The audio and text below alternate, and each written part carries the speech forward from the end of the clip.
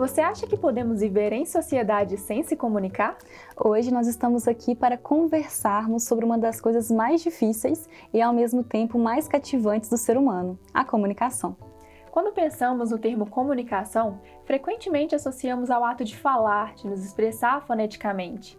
E de fato, a fala faz parte do processo de comunicação, mas ela não representa em sua exclusividade esse fenômeno. Segundo a teoria da comunicação humana, a comunicação é o processo de troca de informações e significados entre as pessoas, e ela pode ocorrer de forma verbal ou não verbal.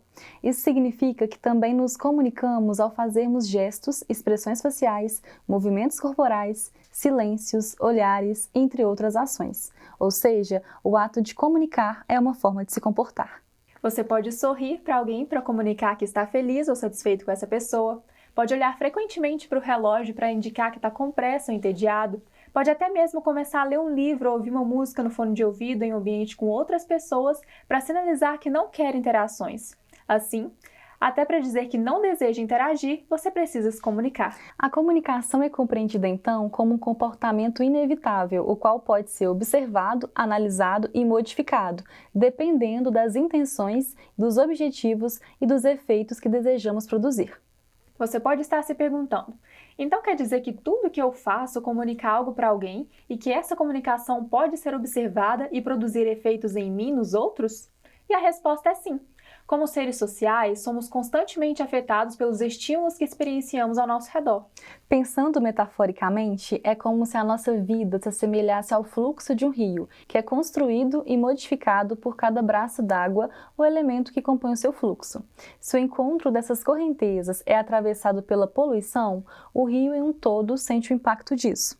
Se, pelo contrário, é abarcado de uma água pura e cristalina, estes e os próximos encontros desse rio também serão transformados. Percebe a potência disso? E a partir disso, comunicar passa a ter uma perspectiva para além da simples troca de informações. É o encontro respeitoso com o outro e tudo aquilo que tem sentido e significado para ele. O que exige de nós disposição para estarmos conscientes em nossa fala e em nossa escuta. Para esse tipo de comunicação, nomeamos de comunicação não violenta, sendo que o termo de não violência diz de um estado compassivo natural quando a violência houver se afastado de nosso coração. Mas violência e comunicação? Será que isso faz sentido? A memória de Arun Gandhi é uma ótima forma de respondermos essas questões e iniciarmos a nossa conversa sobre a comunicação não violenta. Ele conta que uma das muitas coisas que aprendeu com seu avô é que nos acostumamos a não reconhecer a violência que existe em nós, já que acreditamos que o termo violência é sinônimo de agressão física. E uma forma que Mahatma Gandhi fez com que ele compreendesse a amplitude do termo foi desenhar uma árvore genealógica da violência, em que ele poderia ter em vista a violência que existia em seu mundo. Toda noite, os dois resgatavam os acontecimentos do dia e separavam em dois campos: o campo físico, em que representava situações de uso da força física para causar sofrimento, e o campo passivo, que representava situações de uso das emoções para causar dor. E em pouco tempo, o seu quarto estava coberto de registros de violência passiva, entendida por Gandhi como a mais prejudicial que a física em decorrência do seu poder destrutivo e contaminador. Quem nunca ouviu aquela frase, isso doeu mais que um tapa, não é mesmo? Pois é, segundo a própria neurociência, as dores emocionais são processadas pelo cérebro, mais precisamente no giro do cíngulo anterior, com a mesma intensidade que uma dor proveniente de um machucado físico. Avançando um pouco mais, mas agora pensando em dados, segundo o Escritório das Nações Unidas sobre Drogas e Crime, em 2022, o Brasil ocupava o 8º lugar nas relações de países mais violentos, com maior número absoluto de homicídios no mundo.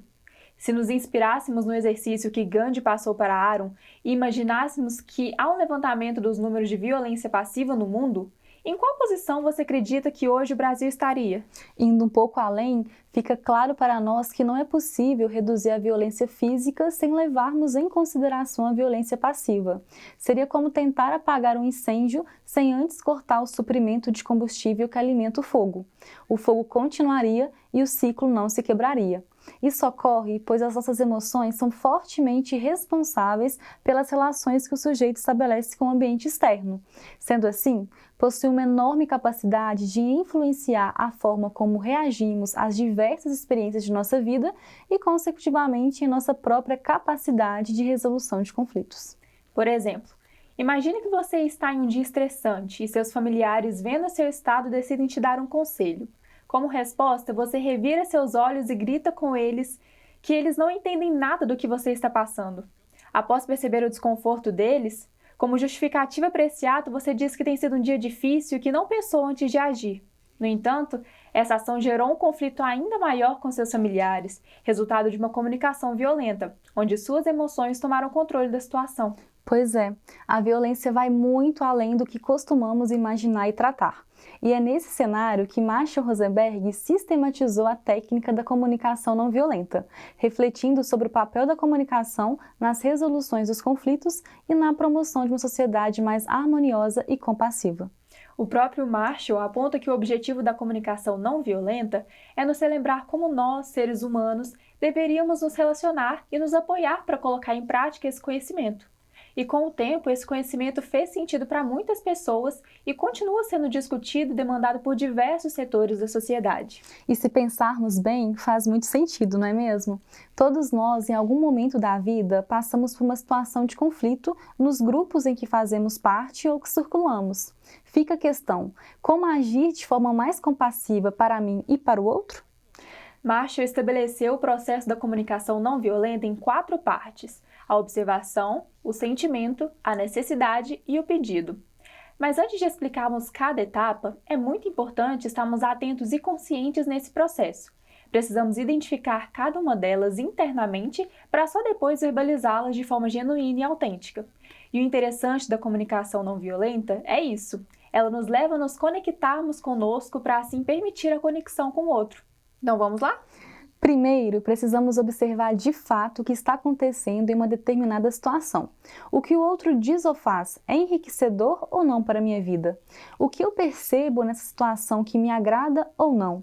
Consciente disso, podemos compreender o que de fato está acontecendo e como nos apercebemos nessa situação. Mas calma aí. É muito importante que essa observação esteja liberta de julgamentos e avaliações. Devemos nos atentar ao fato por si só. Feito isso, precisamos identificar o que sentimos ao observar aquela situação. Tristeza, felicidade, chateação, mágoa, irritação, medo. Qual é o sentimento que vem ao meu encontro quando passo por isso? Após isso, identificamos qual das nossas necessidades estão ligadas a esse ou a esses sentimentos que experimentamos. Por exemplo, se estou chateada pois a casa está desorganizada, será que é porque eu preciso de ordem? O que de mim fez com que eu me sentisse assim?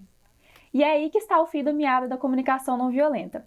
Sabemos com clareza que o que sentimos não é culpa ou responsabilidade do outro, mas que há uma necessidade nossa nesse contexto e que ocasiona um sentimento. Pensando nesse mesmo exemplo, imagine que a casa está desorganizada, mas que a ordem não é uma necessidade para mim e, inclusive, eu me sinto muito confortável com esse arranjo. Será que eu também ficaria chateada? Provavelmente não. Isso significa que cada pessoa possui uma necessidade diferente da outra e se é difícil para nós sabermos do que nós necessitamos, imagina para o outro perceber sem que eu comunique isso para ele. Mas eu não concordo. Então eu tenho que me preocupar com as necessidades dos outros, mas quem vai se preocupar com as minhas? Vamos tentar falar isso de forma não violenta? Tá bom. O que você percebe nessa situação? Não sei. Que quando você traz esse exemplo, eu não acho muito justo eu ter que me importar tanto com os outros e às vezes eles não se importarem comigo. E o sentimento? O que você sente quando você percebe isso? Isso é fácil. Eu me sinto indignada por ter que me preocupar tanto com os outros. Tá, e a sua necessidade? O que você precisa? Eu preciso saber que as pessoas me compreendem assim como eu compreendo elas. Perfeito, mas falta o 4º passo da comunicação não violenta, o pedido. É preciso que você peça de forma clara aquilo que você realmente precisa de acordo com a sua necessidade e o seu sentimento. O que seria nessa situação? Eu gostaria que me compreendessem também. E como ficaria essa frase completa de forma não violenta? Eu não concordo com essa ideia de ter que fazer tudo pelo outro, pois eu me sinto indignada de ter que entender ele e não ser compreendida. E eu preciso ser compreendida pelas pessoas que estão ao meu redor. Então, será que você poderia fazer um esforço para me compreender também? Percebe o quanto que essa frase é carregada de genuinidade e vulnerabilidade? Pois é, ao utilizarmos a comunicação não violenta, além de estarmos mais conscientes daquilo que se passa internamente e externamente a nós, caminhamos para uma comunicação mais profunda com o outro, já que à medida que nos tornamos vulneráveis, a empatia tende a circular em nossas relações. Mas então quer dizer que agora que eu consegui me comunicar de forma não violenta, o outro vai fazer o que eu pedi? Depende. Temos que lembrar que da mesma forma que somos livres para atender aos pedidos das pessoas, elas também são para avaliar se conseguem ou não nos atender naquele momento. Mas uma coisa é fato, é muito mais fácil que elas nos atendam se formos sinceros e respeitosos em nossa comunicação do que se optarmos por uma comunicação voltada para ataques e julgamentos, não concorda? Agora você pode estar se perguntando, tá, agora que eu já sei como me posicionar de forma não violenta, como eu posso escutar as pessoas que não sabem sobre comunicação não violenta? E não tem segredo. Você pode receber e captar cada informação que o outro te passar a partir dessas 4 etapas do processo de comunicação não violenta. Agora é a sua vez. Vamos tentar com mais um exemplo? Vamos. Eu não gosto quando você fica me interrompendo na gravação desse vídeo, porque eu quero que a gente entregue ele o mais rápido possível para que as pessoas entendam o que é comunicação não violenta. Tá bom, vamos ver se eu entendi. Flávio, você está dizendo que quando eu te interrompo, você fica chateada porque eu estou atrapalhando o rendimento do vídeo e você precisa que ele acabe logo para a gente entregar o material. Então você gostaria que eu te interrompesse menos? Isso, eu pediria para você interromper menos. Percebe como cada parte do processo de comunicação não violenta está presente nesse trecho? Às vezes só precisamos nos esforçar um pouco mais para captar o que o outro está tentando nos dizer.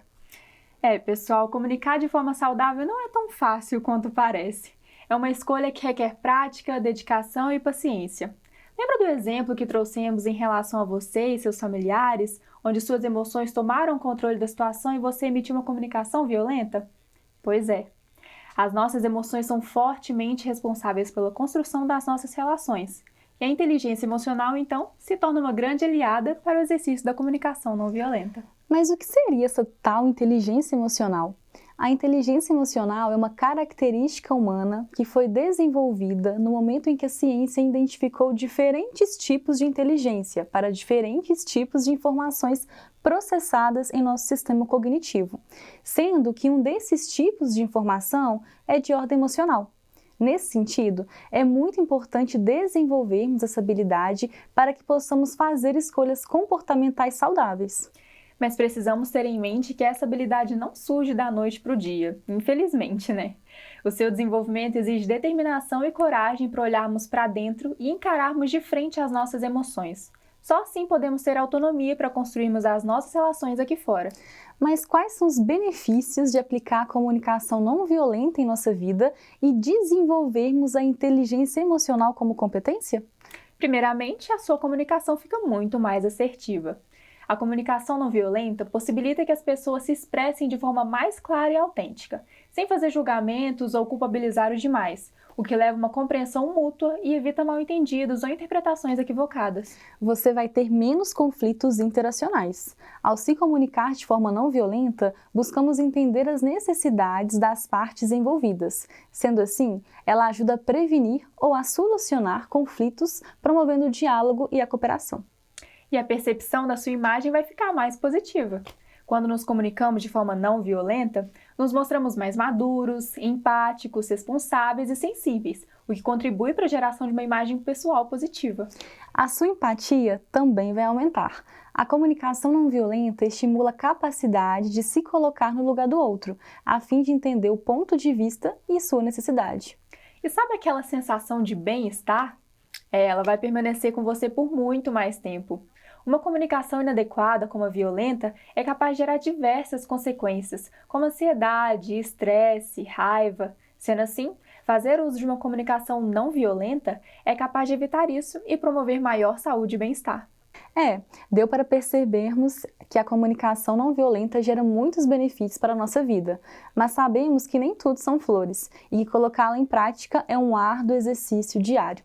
Também sabemos que algumas pessoas podem se sentir desmotivadas ao pensar que não adianta nada manter esse comportamento sozinhas. Afinal, não é porque eu me comunico de forma não violenta que todo mundo vai se comunicar assim, não é mesmo? Na verdade, não é bem assim. Segundo Maturana, biólogo chileno, a realidade em que vivemos tem muito a ver com a forma como nós a construímos.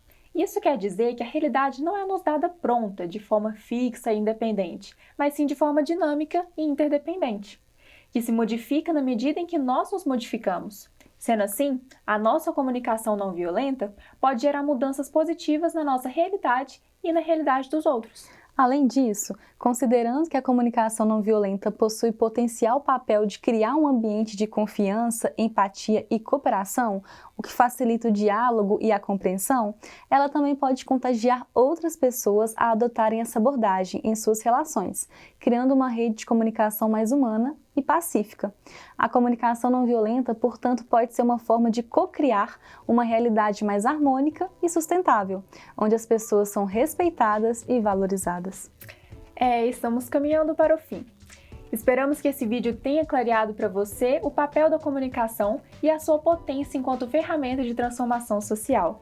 Aproveite a oportunidade para acompanhar as mídias sociais da PUC Carreiras, como Instagram, LinkedIn, site, YouTube, e fique por dentro de todos os conteúdos que preparamos para você. Até o próximo vídeo. Até!